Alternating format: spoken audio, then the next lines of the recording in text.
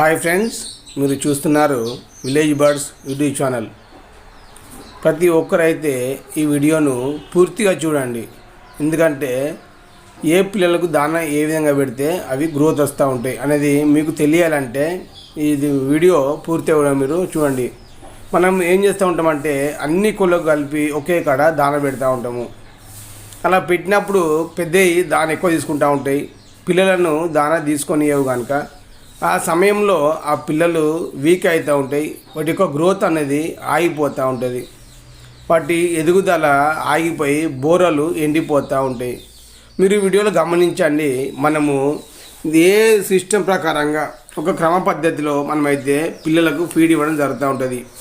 ప్రతిరోజు కూడా నేను ఇచ్చే విధానము ఇదే విధంగా ఇస్తూ ఉంటా. మొదటగా అయితే చిన్నపిల్లలకు ఫీడ్ ఇస్తూ ఉంటాము.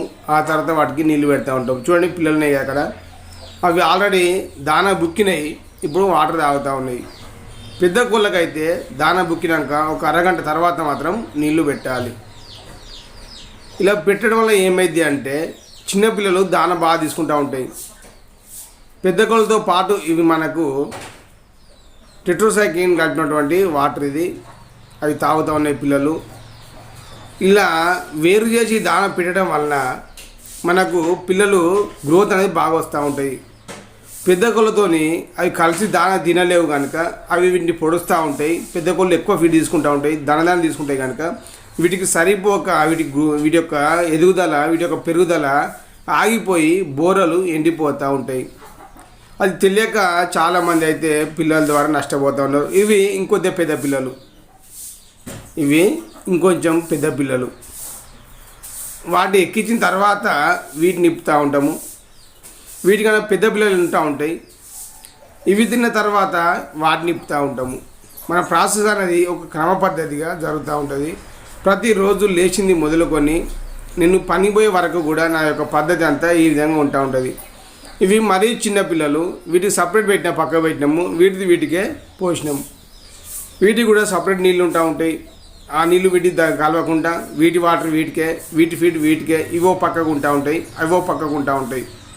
ఎందుకంటే చిన్నపిల్లలకు వైరస్ అనేది తొందరగా వస్తూ ఉంటాయి కనుక పెద్ద కోళ్ళు తిరిగినప్పుడు వాటికి ఉన్నటువంటి వైరస్ ఇన్ఫెక్షన్స్ ఉన్నప్పుడు వీటి సోకే అవకాశం ఉంటుంది. ఇది చిన్న బాడీ వెయిట్ కనుక ఇవి తట్టుకోక ఇవి చనిపోతూ ఉంటాయి. కనుక గమనించాం ఫ్రెండ్స్, చిన్నపిల్లలు ఎప్పుడు కూడా మీరు దూరంగా పెట్టండి. పెద్ద కోళ్ళు ఓ పక్కకు ఉంటా ఉన్నాయి, చిన్న కోళ్ళు మనకి ఇంకో పక్కకు ఉంటా ఉన్నాయి. చూడండి, ఇవి ఇంకొద్దిగా పెద్దవి. మీరు వరుసగా చూసినట్లయితే మొదటగా 1 month పిల్లలు వచ్చినాయి, తర్వాత 2 నెలల పిల్లలు వచ్చినాయి, ఆ తర్వాత 3 నెలల పిల్లలు తింటూ ఉన్నాయి. ఈ విధంగా మనకు క్రమ పద్ధతిగా మనము దానం ఇవ్వడం జరుగుతూ ఉంటుంది. లాస్ట్కు తల్లి కోళ్ళకి ఇవ్వడం జరుగుతూ ఉంటుంది. ఇవి తిన్న తర్వాత వీటిని పక్కకి ఎక్కియాలి. వీటికి ఇవి తిన్న తర్వాత వీటిని లోపలికి ఎక్కించి వీటికన్నా పెద్ద కోళ్ళు ఉంటాయి కదా, వాటిని మనమైతే ఫీడ్ ఇవ్వాలి. అలా ఇవ్వడం వలన పిల్లలకు భయం లేకుండా, బెరిచే కోళ్ళు లేవు కాబట్టి దేనికి అది ఫీడు పూర్తిగా సరిపోని తీసుకుంటూ ఉంటుంది. మనం అన్ని కోళ్ళు ఒకే కాడ పెడితే కోడి ఒకటి పొడుచుకొని దాన్ని తినవు, తిన్నదే తింటూ ఉంటాయి. దొరకని దానికి దొరకదు, దొరికిన దానికి కడుపుని దొరుకుతూ ఉంటుంది. అలాంటి టైంలో అవి వీక్ అవుతూ ఉంటాయి. చూడండి, ఆ సేతు వల్ల కన్నా ఇవి ఇంకో పెద్ద పిల్లలు, సేతు వల్ల కన్నా ఇవి ఇంకో పెద్ద పిల్లలు. వీటికి సపరేట్ చేయడం జరుగుతూ ఉన్నది. ఇలా పిల్లలన్నీ అయిపోయిన తర్వాత లాస్ట్కి వచ్చేసరికి మనము తల్లి కోళ్ళకు ఇస్తూ ఉంటాము. ఈ రెండు కూడా మనకు పుంజు పిల్లలే. ఇవి తిన్న తర్వాత మనమైతే తల్లి కోళ్ళ కాడికి పోతాం. ఆ తల్లి కోళ్ళకు సపరేట్గా ఫీడ్ ఇవ్వాల్సి వస్తూ ఉంటుంది. ఎందుకంటే పిల్లలతో కల్పించినప్పుడు పిల్లలు కాళ్ళ కింద పడుతూ ఉంటాయి కనుక అవి చనిపోయే అవకాశం ఉంటుంది. అందుకోసం అని చెప్పి ఫస్ట్ పిల్లలకి ఇవ్వాలి, ఆ తర్వాత కొద్దిగా పెద్ద వాటికి తీసుకుంటూ పోయి లాస్ట్ పెద్ద కోళ్ళకి ఇస్తూ ఉండాలి. ఇక్కడ చూడండి, ఇది మన యొక్క బ్రీడర్ పుంజు. దీనికి ప్రతిరోజు కూడా సపరేట్గా ఇవ్వాలి. దీనికి మనము ప్రతిరోజు కూడా సపరేట్గానే ఇవ్వాలి.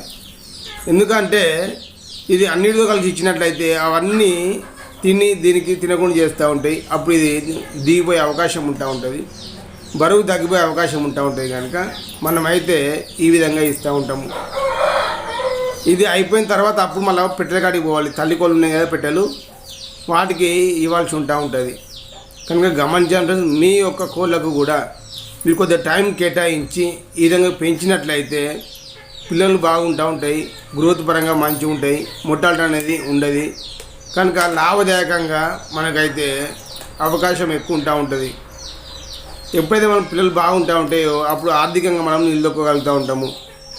నష్టాలు అంటే ఉండొద్దు అంటే ఈ విధంగా పెంచండి, కొంతవరకు టైం కేటాయించండి కోళ్ళ మీద.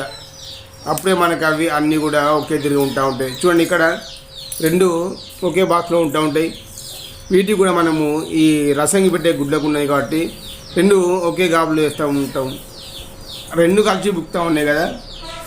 ఈ విధంగా మీరు కూడా మీ కోళ్ళకు పెంచినట్లయితే ప్రతి ఒక్క పిల్లగాని మొదలు పెద్దవాటి కూడా హెల్దీగా ఉంటూ ఉంటుంది.